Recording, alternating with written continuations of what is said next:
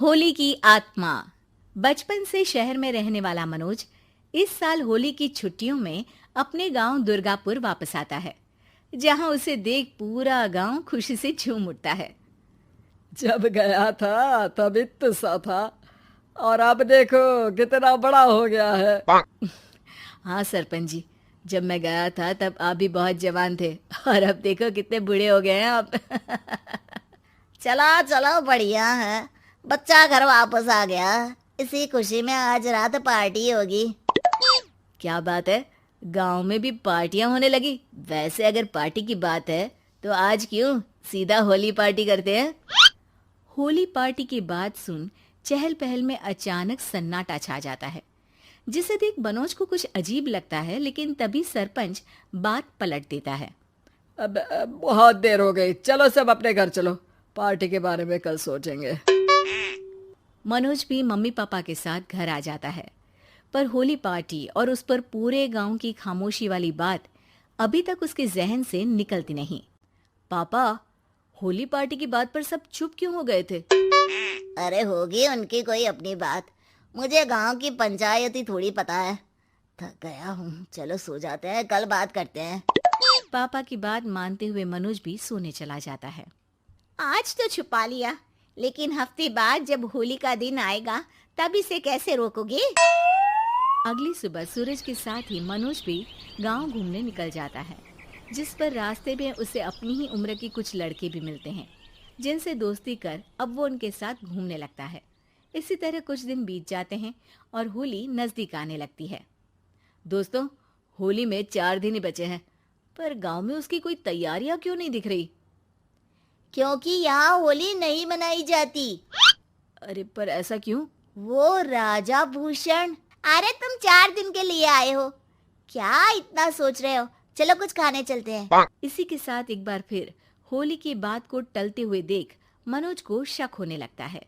वो घर पहुंचते ही इंटरनेट पर अपने गांव और राजा भूषण के बारे में जानकारी निकालने लगता है। क्या? मुझे आज तक ये नहीं पता था। ऐसा कैसे? किसी ने मुझे कुछ बताया क्यों नहीं? सारी जानकारी लेने के बाद मनोज गांव वालों या अपने मम्मी पापा से कुछ पूछे बिना खुद ही उसकी सच्चाई के बारे में छानबीन करने लगता है, जिसके चलते वो राजा भूषण की हवेली में पहुंचता है। वाह, क्या हवेली है यार। पर क्या यहाँ सच में कोई भूत है? हेलो भूत जी, कोई है क्या? हम इस साल गांव में होली सेलिब्रेट कर रहे हैं, क्या आप उस पर थोड़ा इंटरव्यू देंगे? मनोज के ऐसा बोलते ही गांव में तूफान उठ जाता है और हवेली में रखी सारी चीजें हिलने लगती है। एक अदृश्य शक्ति मनोज को धक्का देकर हवेली से बाहर निकाल दरवाजा बंद कर लेती है। ये सब देख मनोज हैरान रह जाता है। क्या अभी मुझे हवा ने धक्का देकर बाहर निकाल दिया? मेरे होते हुए इस गांव में कभी होली नहीं मन सकती, इसलिए दोबारा ऐसी कोशिश भी मत करना, अंजाम बुरा होगा। आवाज सुन मनोज हैरानी से इधर उधर देखने लगता है, पर उसे कोई दिखाई नहीं देता। वो गांव वापस आ जाता है, जहां तूफान की वजह से सब कुछ तहस महस हो चुका होता है।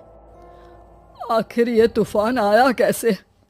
ना ऐसा कोई मौसम था और ना ही हमने होली का त्योहार मनाने की बात की थी। सरपंच की बात पर कोई रिएक्शन दिए बिना मनोज चुपचाप अपने घर चला जाता है। इस तरह देखते ही देखते होली का दिन भी आ जाता है और मनोज रंग लेकर गांव में निकल जाता है, लेकिन गांव पूरी तरह खाली होता है। अरे त्योहार का दिन है, धूमधाम की जगह मातम क्यों मनाया हुआ है? मनोज की आवाज सुन सब अपने घर की खिड़कियां खोल के घर के अंदर से ही उसे वापस जाने के लिए कहने लगते हैं, पर वो किसी की नहीं सुनता। तुझे पहले भी समझाया था, अगर होली खेलने की कोशिश भी की तो अच्छा नहीं होगा। अरे बात मान लो बेटा, तुम्हें सच नहीं पता। मुझे सब पता है। सालों पहले इस राजा ने एक अंधविश्वास फैलाया और आप लोग आज तक उसे मानते आ रहे हो। अरे बेटा, जब तुम पैदा भी नहीं हुए थे उससे भी बहुत पहले से इस गांव पर होली का श्राप है। अगर गांव में होली का त्योहार मनाया जाता है तो प्रलय आना पक्की बात होती है। राजा भूषण इस सब में नहीं मानते थे और